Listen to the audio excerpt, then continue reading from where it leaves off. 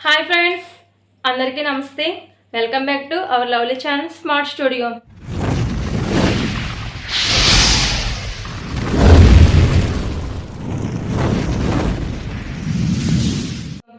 ఈరోజు మనం ninth class బయాలజీలో the fundamental unit of life ఈ లెసన్ గురించి నేర్చుకుందాం. మనం అలా 8th క్లాస్లో అలా నేర్చుకుంటాం. మన బాడీ అంతా కూడా సెల్స్తో మేడప్ అయి ఉందని. మరి ఫస్ట్ సెల్ని కనుక్కున్నది ఎవరు చూడండి, రాబర్ట్ హుక్. ఎవరత్నం? Robert Hooke. ఎప్పుడు 1665 ఇయర్లో ఫస్ట్ అతని సెల్ని కనుగొనడం జరిగింది. ఇతను కోర్క్ అనే ఒక చెట్టు యొక్క బెరడ్ని మైక్రోస్కోప్లో అబ్జర్వ్ చేసినప్పుడు తనకి అందులో ఉన్న స్టెచెస్ అన్నీ కూడా ఒక బాక్సుల టైప్లో కనిపించాయి. చూడండి, ఇలా ఒక బాక్సుల టైప్లో కనిపించాయి అన్నమాట. అంటే ఇవి ఎలా ఉంటాయంటే ఈ స్టెచెస్ అనేవి మనకి ఒక తేనెపట్టు చూస్తే ఆ తేనెపట్టులో కూడా మనకి ఇలా బాక్సులు లాంటి అంటే ఒక అపార్ట్మెంట్స్ అలా రూమ్స్ టైప్లోన స్టెచెస్ అనేవి ఉంటాయి. సో ఇలా స్టెచెస్ ఉన్నాయి. వీటిని ఏమని పేరు పెట్టారంటే వీటిని సెల్స్ అని పేరు పెట్టారు. ఓకే, చూడండి, మనకి సెల్ అంటే లాటిన్ లాంగ్వేజ్లో లిటిల్ రూమ్ అని మీనింగ్. ఏంటి? Little room. So okay, so తను మైక్రోస్కోప్లో అబ్జర్వ్ చేస్తున్నప్పుడు సో ఇలా చిన్న చిన్న రూమ్స్ అనేవి కనిపించాయి. వీటికి సెల్ అని అతను పేరు పెట్టడం జరిగింది. ఓకే, మనం తేనెపట్టులో కూడా ఈ స్టెచెస్ అనేవి మనం చూడవచ్చు. ఓకే, నెక్స్ట్ యాక్టివిటీ చూడండి, యాక్టివిటీ 5.1. దీనికోసం మనం ఈ యాక్టివిటీ కోసం మనం ఏం చేస్తామంటే ఒక ఆనియన్ బల్బ్ తీసుకుంటాం. ఏంటది? Onion bulb. Next 4 sips. Next needle. Next brush, watch glass.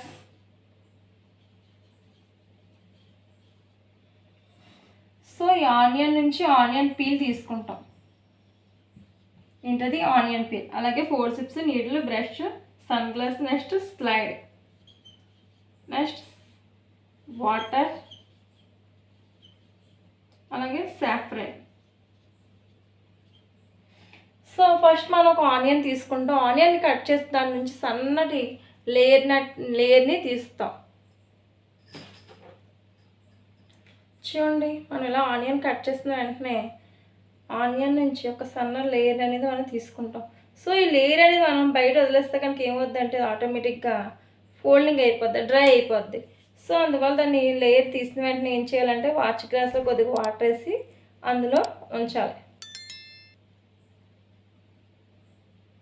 So చూడండి, ఇలా అంటే ఇది ఓపెన్ చేసిన వెంటనే ఇలా ఫోల్డింగ్ అయిపోద్ది అనమాట. సో ఇలా ఒక లేయర్ని తీసుకొని దీన్ని వాచ్ గ్లాస్లో వాటర్లో వేసి ఉంచేస్తాం. మనం అయితే ఎప్పుడైతే ఎక్స్పెరిమెంట్ చేస్తామో అప్పుడు ఆ వాచ్ గ్లాస్ నుంచి ఈ లేయర్ని జాగ్రత్తగా తీసి బ్రష్ యూజ్ చేసి తీసి స్లైడ్ మీద ప్రిపేర్ చేయాలి. స్లైడ్ మీద ఈ ఆనియన్ పీల్ పెట్టిన తర్వాత కొద్దిగా వాటరు అలాగే సాఫ్రన్ వేసి ఎయిర్ బబుల్స్ లేకుండా చూడాలి. దానిపైన కవర్ స్లిప్ పెట్టి ఎయిర్ బబుల్స్ అవి లేకుండా ప్రెస్ చేసి అణిచిపెట్టి అప్పుడు మనం మైక్రోస్కోప్లో పెట్టి అబ్జర్వ్ చేయాలి. సో మైక్రోస్కోప్లో పెట్టి అబ్జర్వ్ చేస్తే మనకు అందులో ఉన్న సెల్స్ అనేవి ఎలా ఉంటాయంటే చూడండి,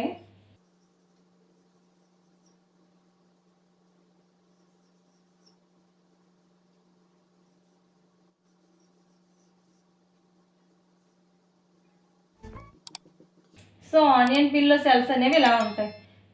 మనం అబ్జర్వ్ చేస్తే ఈ ఆనియన్ పీల్ సెల్స్లో మిడిల్లో ఉన్నది న్యూక్లియస్ అన్నమాట. ఏంటిది? న్యూక్లియస్. సో మనం ఎప్పుడైతే కలర్ అది యాడ్ చేస్తున్నామో సో ఈ న్యూక్లియస్ అన్న కలర్ని ఇంజెస్ట్ చేసుకుని అంటే అబ్జర్వ్ చేసుకొని ఈ స్పాట్స్ అనేవి కొద్దిగా డార్క్గా మనకు కనిపించడం జరుగుతుంది. ఓకే, నెక్స్ట్ ఇలాగే చూడండి, ఇప్పుడు ఆనియన్ పీల్ తీసుకున్నాం అంటే ఒక ఆనియన్ తీసుకున్న ఆనియన్ పీల్లో ఈ స్టెచెస్ ఉన్నాయని చూసుకున్నాం.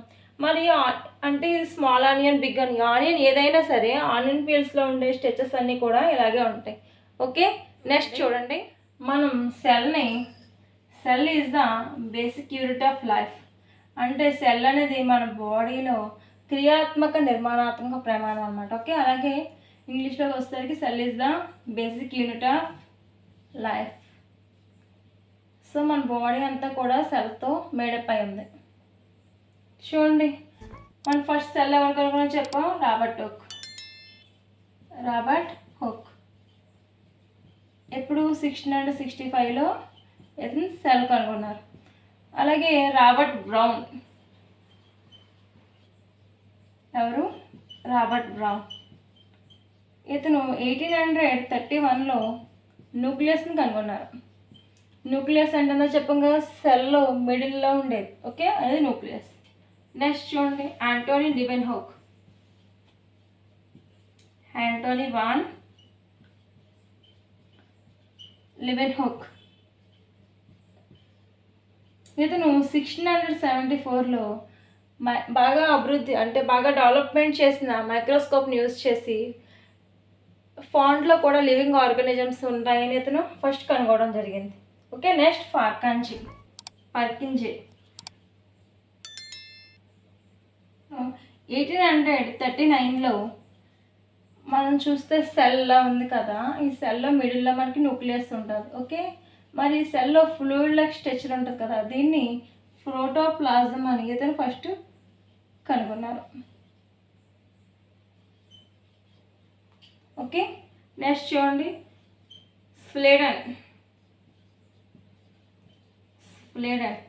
ఇతను 1838లో ప్లాంట్ సెల్స్ అనేవి అబ్జర్వ్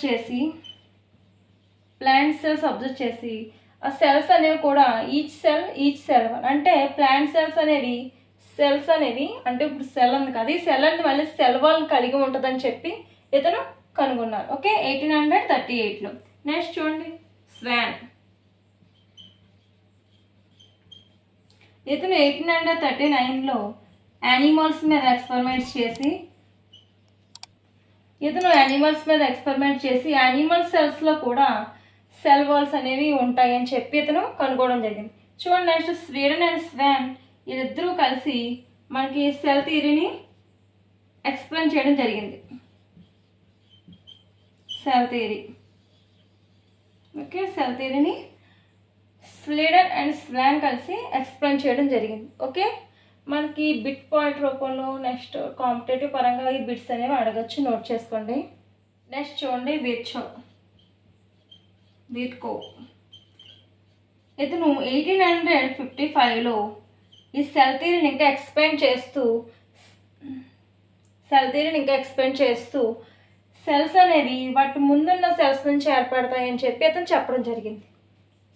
ఓకే, అంటే సెల్స్ అనేవి ఫ్రీ ఎక్సైటింగ్ అంటే వాటి ముందు సెల్స్ నుంచి సెల్స్ అనేవి ఏర్పడడం జరుగుతుందని చెప్పి అతను చెప్పారు. ఓకే, నెక్స్ట్ మనం చూడండి, మైక్రోస్కోప్ బాగా డెవలప్మెంట్ అయిన తర్వాత మనం సింగిల్ ఆర్గానిజమ్స్ కూడా మనం మైక్రోస్కోప్లో చూడవచ్చు. ఇప్పుడు ఆర్గానిజమ్స్ గురించి తెలుసుకుందాం. నెక్స్ట్ చూడండి, ఆర్గానిజమ్స్లో మనకి యూనిసెల్యులర్ ఆర్గానిజమ్స్ ఉన్నాయి, అలాగే మల్టీసెల్యులర్ ఆర్గానిజమ్స్ ఉన్నాయి. చూడండి, యూనిసెల్యులర్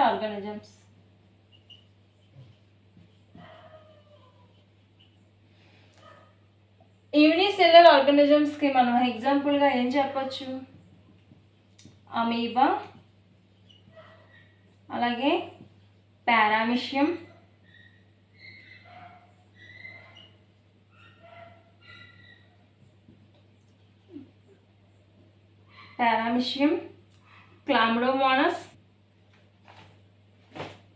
క్లామ్డోమోనాస్ వీటిని మనం ఎగ్జాంపుల్గా చెప్పచ్చు. చూడండి, ఇక్కడ యూని అంటే సింగిల్ అని meaning. Okay, so unicellular organisms కాబట్టి ఈ అమీబా, పారామిషియం, క్లామ్డోమోనాస్ వీటిలో మనకి సెల్స్ అనేవి చూస్తే సింగిల్ సెల్ ఉంటుంది. Okay, next multicellular organisms. Multicellular ఆర్గానిజమ్స్కి మనం ఎగ్జాంపుల్గా plants, animals, next human beings ఎగ్జాంపుల్గా తీసుకోవచ్చు. మనం చూస్తే మనకి ప్లాంట్స్లో అవ్వచ్చు, యానిమల్స్లో కానీ హ్యూమన్ బీయింగ్స్లో కానీ సెల్స్ అనేవి చాలా సెల్స్ అనేవి ఉంటాయి. సో మరి బాడీలోని సెల్స్ ఏం చేస్తాయి అంటే కూడా ప్రతి సెల్కి సెల్ ఆర్గనల్స్ అనేవి ఉంటాయి. సో అంటే ఆ సెల్స్ అనేవి కూడా వాటికంటూ ఒక ఫంక్షన్ అనేసి ఉంటాయి. సో ఏ సెల్ ఆ ఫంక్షన్ చేయడం వల్ల మన లైఫ్ స్పాన్ అనేది జరుగుతూ ఉంటుంది. మనకి సెల్స్ అనేది ఫస్ట్ ఒక సెల్ ఉంటుంది కదా, ఆ సెల్ డివైడ్ అయ్యి అంటే 2 అయ్యి మళ్ళీ 2m 4 అయ్యి ఇలా సెల్స్ డివిజన్ అవుతూ ఉంటాయి. ఓకేనా? అంటే మనకు ఉన్న సెల్స్ అన్నీ కూడా వాటి ముందు నుంచి వచ్చిన సెల్స్ అనమాట. ఓకే, ఇప్పుడు మన బాడీలో ఉండే కొన్ని సెల్స్ గురించి మనం తెలుసుకుందాం. 5.2 ఈ యాక్టివిటీ 5.2లో మనం ఒక లీఫ్ పీల్ తీసుకుంటాం, అలాగే ఆనియన్ పీల్, అలాగే ఆనియన్ రూట్స్ ఉంటాయి చూసారా, ఆనియన్ రూట్స్. సో ఆ రూట్ యొక్క సన్నటి లేయర్ని కూడా మనం తీసుకుంటాం. సో ఇవన్నీ కూడా మనం మైక్రోస్కోప్లో అబ్జర్వ్ చేస్తే వీటి యొక్క స్ట్రెచెస్ అనేవి ఏది కూడా ఒకేలా ఉండవు. అంటే ఇప్పుడు చూడండి, లీవ్స్ ఉన్నాయి. ఇప్పుడు లీఫ్ యొక్క స్ట్రెచర్కి ఆనియన్ పీల్ యొక్క స్ట్రెచర్స్కి డిఫరెన్స్ అనేది ఉంటుంది. అలాగే మళ్ళీ ఆనియన్ రూట్ అంటే రూట్స్ ఉన్నాయి కదా, రూట్స్ కూడా మనం మైక్రోస్కోప్లో అబ్జర్వ్ చేసినప్పుడు వాటి యొక్క స్ట్రెచర్ అనేది డిఫరెంట్గా ఉంటుంది. అంటే ఈ స్ట్రెచెస్ ఏవైతే ఉన్నాయో ఒక సెల్స్ యొక్క స్ట్రెచెస్ అవన్నీ కూడా ఒకేలా ఉండవు, ఒకేలా ఉండవు. ఇప్పుడు ఆనియన్ పీల్స్లో ఉన్న స్ట్రెచెస్ అన్నీ కూడా ఒకలా ఉంటాయి. అలాగే లీఫ్ పీల్ అంటే ఒక ఆకు సన్నటి లేని మనం అబ్జర్వ్ చేస్తే వాటి యొక్క స్ట్రెచెస్ అనేవి ఒకలా ఉంటాయి. అలాగే ఆనియన్ రూట్ యొక్క స్ట్రెచెస్ అనేవి ఒకలా ఉంటాయి. ఓకే, అంటే ఇవి ఒకదానితో ఒకటి సంబంధం లేకుండా ఉంటాయి. సో మరి ఇలా ఉన్నాయి, ఇవన్నీ కూడా ఏం చేస్తాయి అంటే వీటికి సంబంధించిన ఫంక్షన్స్ అవి ఉంటాయి. సో వాటి యొక్క ఫంక్షన్స్ కోసం అవి డిఫరెంట్గా మేడప్ అయి ఉంటాయి. ఓకే, నెక్స్ట్ చూడండి మన బాడీలో ఉన్న సెల్స్ అన్నమాట. చూడండి మన మజిల్స్ ఉంటాయి కదా, మన మజిల్ సెల్స్ అనేవి ఈ విధంగా మేడప్ అయి ఉంటాయి. అంటే వాటి యొక్క స్ట్రక్చర్ అనేది ఈ విధంగా ఉంటుంది. నెక్స్ట్ బ్లడ్ సెల్స్, మనం red blood cells, white blood cells ఇవన్నీ ఉంటాయి కదా, వాటి యొక్క బ్లడ్ సెల్స్ యొక్క స్ట్రక్చర్ అనేది ఈ విధంగా ఉంటుంది. అలాగే వోమ్ అంటే ఎగ్. ఓకే, నెక్స్ట్ ఇది బోన్ సెల్. మన బాడీలో బోన్స్ ఉంటాయని మనకు తెలుసు కదా, బోన్ సెల్ యొక్క స్ట్రక్చర్ చూస్తే మనకి ఈ విధంగా ఉంటుంది. నెక్స్ట్ ఇది నెర్వ్ సెల్. మన బాడీలో చాలా నెర్వ్స్ అనేవి ఉంటాయి కదా, సో ఈ నెర్వ్స్ అన్నీ కూడా ఒకదానికొకటి అటాచ్ అయ్యి ఉంటుంది. మన ఒక నెర్వ్ సెల్ డయాగ్రామ్ కనుక దాని యొక్క స్ట్రక్చర్ ఎలా ఉంటుందో చూస్తే ఈ విధంగా ఉంటుంది. Okay, next fat cell. చూడండి ఫ్యాట్ సెల్ ఎలా ఉందో. నెక్స్ట్ ఇది స్పెర్మ్ సెల్. ఓకే, మన బాడీలో ఇవన్నీ కూడా మన బాడీలో ఉండే సెల్స్ అన్నమాట. చూడండి వాటి స్ట్రక్చర్స్ అనేవి ఎలా ఉన్నాయో. ఈ అంటే కంపేర్ చేసి ఏ ఒకటి కూడా ఒకదానితో ఒకటి సంబంధం లేకుండా డిఫరెంట్ సైజెస్ అండ్ డిఫరెంట్ షేప్స్లో ఇవి ఉన్నాయి. ఓకే, అంటే ఈ సెల్స్ అనేవి ఇలా ఉండడం వల్ల ఏంటంటే మన బాడీలో ఇవి కొన్ని ఫంక్షన్స్ అంటూ ఉంటాయి వీటికి. సో ఆ ఫంక్షన్స్ చేయడానికి ఇవి మేడప్ అయి ఉంటాయి. ఓకే, నెక్స్ట్ ఎగ్జాంపుల్ చూడండి, మన అమీబా ఉంది. అమీబా చూస్తే మనకు అది సింగిల్ సెల్ ఆర్గానిజం అని మనకు తెలుసు. సో అమీబాలో మనకి స్ట్రక్చర్ కనుక చూస్తే అది చాలా ఫ్రీగా ఉంటుంది. ఓకే, అంటే దానికి ఒక నిర్దిష్టమైన ఒక పర్టికులర్ ఒక స్ట్రక్చర్ అనేది ఉండదు. సో ఈ అమీబా తను ఉండే వాతావరణ పరిస్థితులను బట్టి అది చేంజ్ అయిపోతూ ఉంటుంది. అలాగే ఫుడ్ తీసుకునేటప్పుడు కూడా దానికి ఎలా అనుకూలంగా ఉంటే అలాగే దాని యొక్క స్ట్రక్చర్స్ అనేది అది మార్చుకుంటూ ఉంటుంది. ఓకే, నెక్స్ట్ హ్యూమన్ బీయింగ్స్లో కనుక చూస్తే మనకి మన బాడీలో బ్లడ్ పంప్ చేయడానికి మన హార్ట్ ఉంది. చూడండి మన బాడీలో ఎన్ని సిస్టమ్స్ ఉన్నాయి. మన బాడీలో బ్లడ్ పంప్ చేయడానికి మనకి హార్ట్ ఉంది. అలాగే ఫుడ్ అనేది డైజెషన్ అవ్వడానికి డైజెస్ట్ సిస్టమ్ ఉంది. ఫుడ్ డైజెషన్ అవ్వడానికి డైజెస్ట్ సిస్టమ్ ఉంది. అలాగే కిడ్నీస్ ఉన్నాయి. కిడ్నీస్ ఏం చేస్తాయి ఓకే, కిడ్నీస్ ఇవి ఏం చేస్తాయి మన బాడీలో కూడా వాటర్ని అలాగే బ్లడ్ని కూడా ప్యూరిఫై చేయడానికి మన కిడ్నీస్ అనేవి యూజ్ చేస్తాయి. ఓకే, మన బాడీలో స్పెషల్గా కొన్ని సిస్టమ్స్ అనేవి ఉంటాయి. సో ఆ సిస్టమ్స్ అనేవి వాటి యొక్క ఫంక్షన్స్ అనేవి చేస్తూ ఉంటాయి. ఓకే, చూడండి మన బాడీలో ఉన్న సెల్స్ అనేవి అన్నీ కూడా వాటికి ఒక ఫంక్షన్ ఉంటాయి. ఆ ఫంక్షన్స్ చేయడం వల్ల మన లైఫ్ స్పాన్ జరుగుతుంది. సో మనం ఇంకోటి అబ్జర్వ్ చేస్తే మన బాడీలో ఉన్న సెల్స్ అన్నీ కూడా ఒకేలాంటి స్ట్రక్చర్ని కలిగి ఉంటాయి. అంటే బోన్ సెల్, నెర్వ్ సెల్ ఇవి కాదు. ఓకే, ఒక సెల్ ఉంది. ఇప్పుడు సెల్లో ఆర్గనల్స్ ఉంటాయి, మీకు తెలుసు కదా. సెల్ ఏముంటాయి, న్యూక్లియస్, మైటోకాండ్రియా, అలాగే Golgi, apparatus, ఎండోప్లాజ్మిక్ reticulum, smooth reticulum, ఇవన్నీ ఆర్గనల్స్ ఏవైతే ఉన్నాయో ప్రతి సెల్లో కూడా ఇవి ఆర్గనల్స్ ఉంటాయి. సో మనం నెక్స్ట్ క్లాస్లో సెల్లో ఉండే ఆర్గనల్స్ ఏంటి, వాటి యొక్క ఫంక్షన్స్ ఏంటి అనేది నెక్స్ట్ క్లాస్లో మనం నేర్చుకుందాం. ఓకే.